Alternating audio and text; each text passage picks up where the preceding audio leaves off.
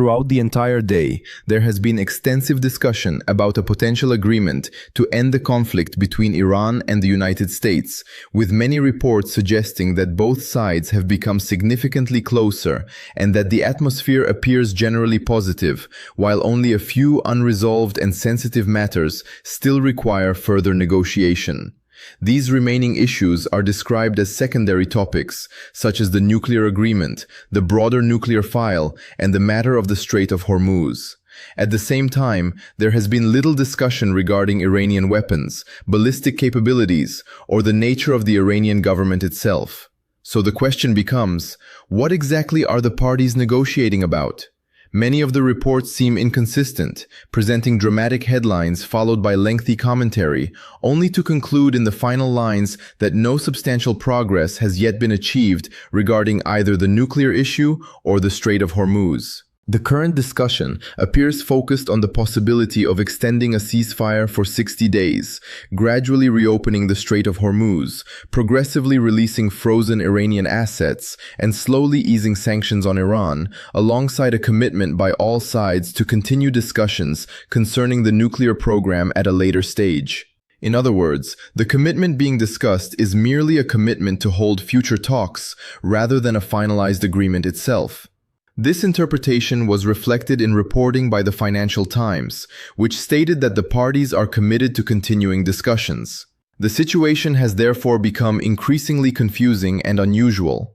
Either Trump ultimately accepts a compromise settlement, or he may pursue another escalation against Iran that could further complicate the situation without necessarily achieving American objectives or succeeding where previous rounds had failed. There also appears to be growing concern among several hawkish political figures in Washington. Some commentators have questioned the purpose of the conflict if the eventual outcome leaves Iran retaining influence over the Strait of Hormuz and maintaining leverage in the Gulf region, while military pressure alone proves insufficient and diplomacy becomes the primary option.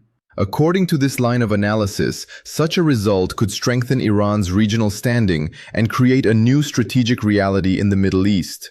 Similar arguments have also been raised by several academic and realist policy analysts, who argue that prolonged confrontation without decisive outcomes may ultimately increase Iran's influence rather than weaken it.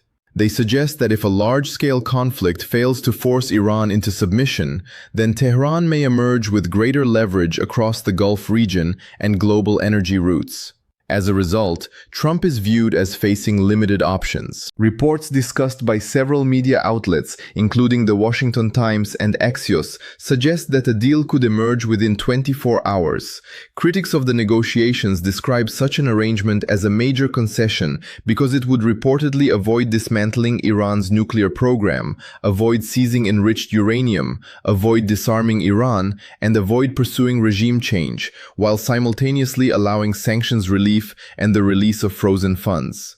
Supporters of diplomacy, however, argue that regional governments including Saudi Arabia, the UAE, Qatar, Bahrain, Kuwait, Oman, Egypt, Turkey, and Pakistan appear to favor de-escalation and prefer a negotiated settlement over a broader regional confrontation. Meanwhile, Netanyahu reportedly continues advocating a more aggressive approach, encouraging Washington to pursue direct action against Iranian nuclear infrastructure and potentially deploy forces on the ground, despite the risks and repeated failures that such operations could involve.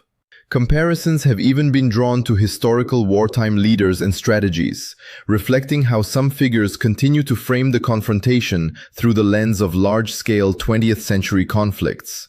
Nevertheless, many observers argue that deploying American forces deep into Iran would be extraordinarily difficult and costly.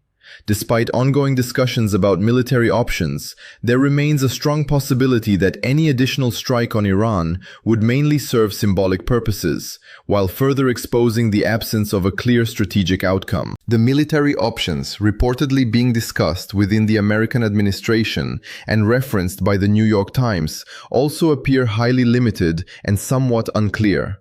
According to the reports, the idea of deploying ground forces or carrying out a direct operation in Isfahan was largely set aside because Trump was reportedly unwilling to approve such a risky and complicated scenario.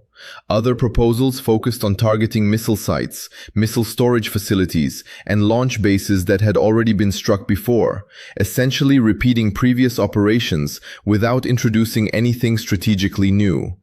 Attention also remained focused on Iran's coastline, which had already been a primary area of concern earlier. However, the New York Times mentioned a newer proposal involving the possible use of remaining GBU-57 bunker buster bombs. Reports suggested that approximately 12 or 13 of these bombs had already been used during the so-called Midnight Hammer operation, leaving around 8 more available. The proposal under discussion involved using those remaining bombs against facilities inside the Isfahan mountain complex, where highly enriched uranium is reportedly stored. Yet critics immediately questioned why such targets had not already been struck during the earlier operation, if they were considered so important. The explanation reportedly given was that the underground depth of those facilities exceeded the penetration capabilities demonstrated at Fordo, meaning the bombs might fail to destroy the sites effectively and would therefore be wasted. As a result, the assessment was that striking those deeply buried locations carried major uncertainty.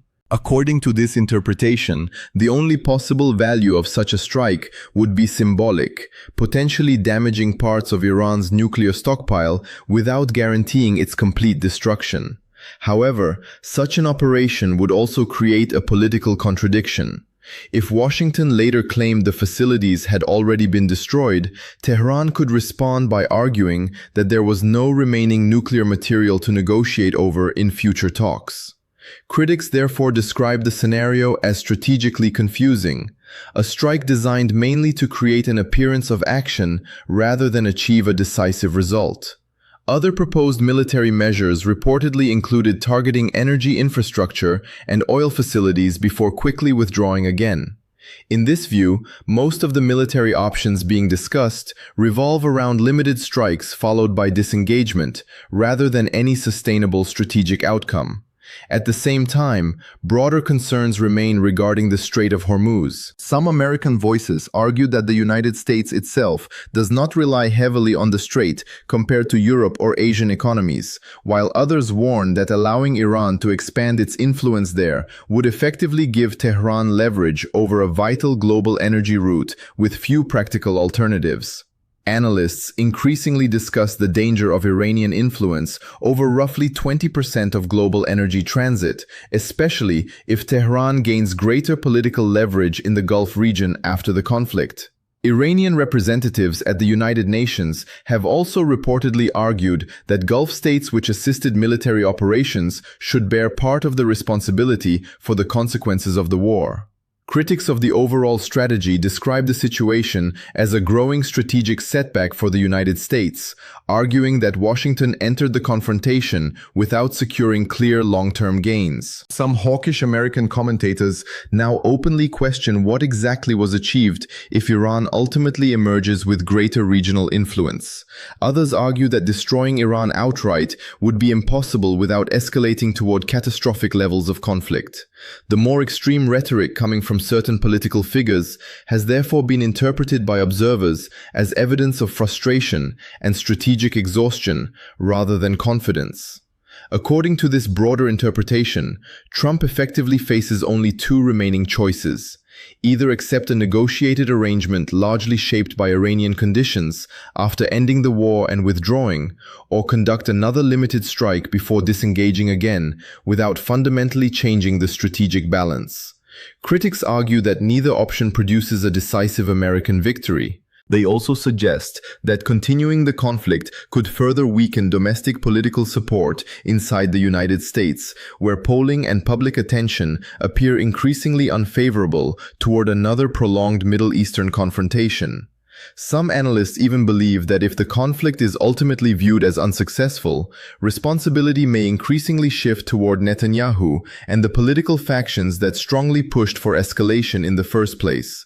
In that scenario, the internal debate within the United States could evolve into a wider confrontation between competing lobbying groups and foreign policy camps.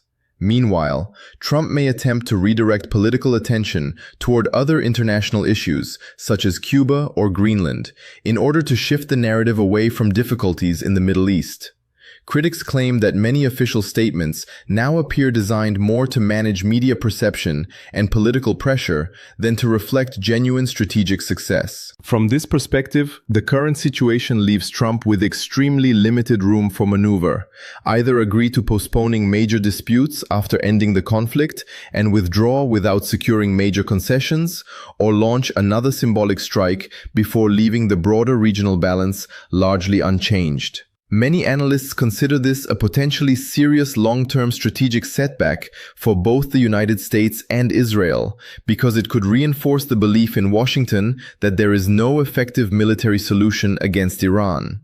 Such an outcome, according to this analysis, would carry major geopolitical consequences, extending far beyond the immediate conflict, potentially benefiting powers such as China, Russia, and Iran over the longer term, while weakening American and Israeli influence in the region.